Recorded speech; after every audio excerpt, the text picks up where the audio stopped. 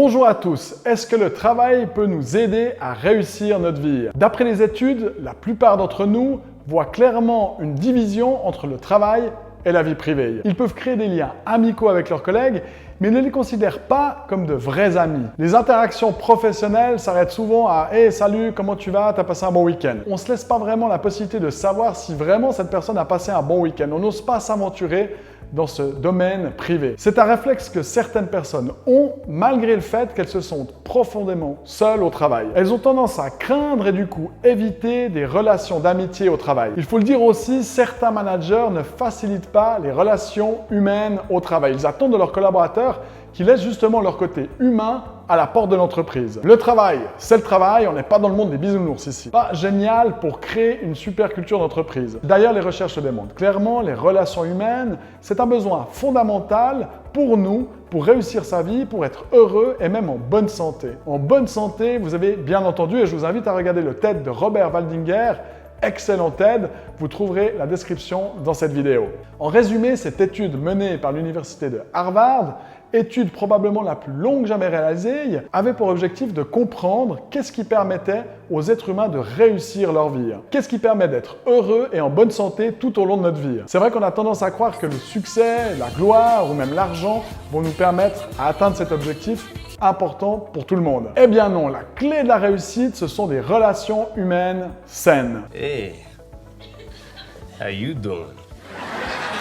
Cependant, créer des relations d'amitié, c'est pas toujours facile. Cela demande du temps et de l'investissement, et c'est vrai qu'en Suisse particulièrement, c'est pas toujours facile de rencontrer de nouvelles personnes. Nous passons entre 8h et 9h au travail, et je compte même pas les déplacements. Il va falloir aussi dormir, et encore un tiers supplémentaire qui s'échappe. Et il reste à payer ses factures, manger, aller faire ses courses, etc., etc.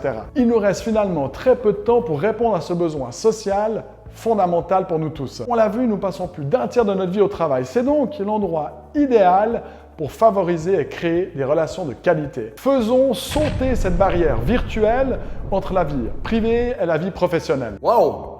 Joli Spielberg. L'être humain est un tout et pour être heureux, nous avons besoin les uns des autres, que ce soit au travail ou dans notre vie privée. Du côté de l'entreprise, c'est tout bénef également. Les employés qui ont déclaré avoir des relations d'amitié au travail ont un niveau de productivité beaucoup plus important que ceux qui n'en ont pas. Alors, est-ce que les entreprises doivent-elles nous obliger à avoir des relations d'amitié au travail?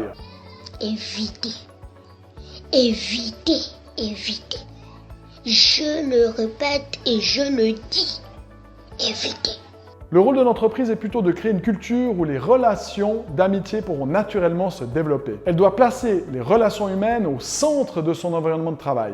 Éliminer les obstacles empêchant la communication ou les empêchant libres de créer des liens communs autour des choses qui leur importent le plus. Mais attention tout de même, il ne suffit pas que le management décide d'une seconde à l'autre de créer une culture d'entreprise positive comme par magie. Ils doivent avant tout la vivre, avoir un comportement cohérent avec cet objectif de positivité. Ils doivent être sincères et authentiques, autrement ça ne marche pas. Mettre en place 2 baby-foot ou 2 tables de ping-pong n'a aucun effet ou très peu d'effet sur la culture d'entreprise. Les managers ont un impact important dans l'entreprise. C'est eux qu'on regarde, c'est eux qui donnent l'exemple et c'est eux qui interagissent avec le maximum de personnes. Alors quel est notre rôle à nous en tant que collaborateurs? Comme dans notre vie privée, nous sommes les seuls qui pouvons créer d'excellentes relations avec nos collègues qui pourraient, pourquoi pas, devenir par la suite des relations d'amitié. Cela demande évidemment du temps et demande un investissement de notre part au quotidien. Quel est le message de cette vidéo? Si vous désirez travailler dans une entreprise exceptionnelle où la culture d'entreprise est positive, créez tout d'abord d'excellentes relations avec vos collègues. Comme nous l'avons vu, l'entreprise a un rôle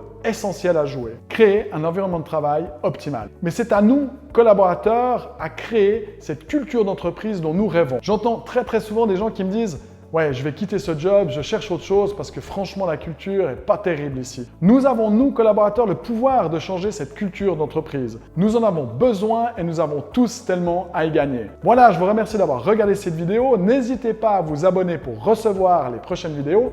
En attendant, je vous souhaite une excellente journée et à tout bientôt.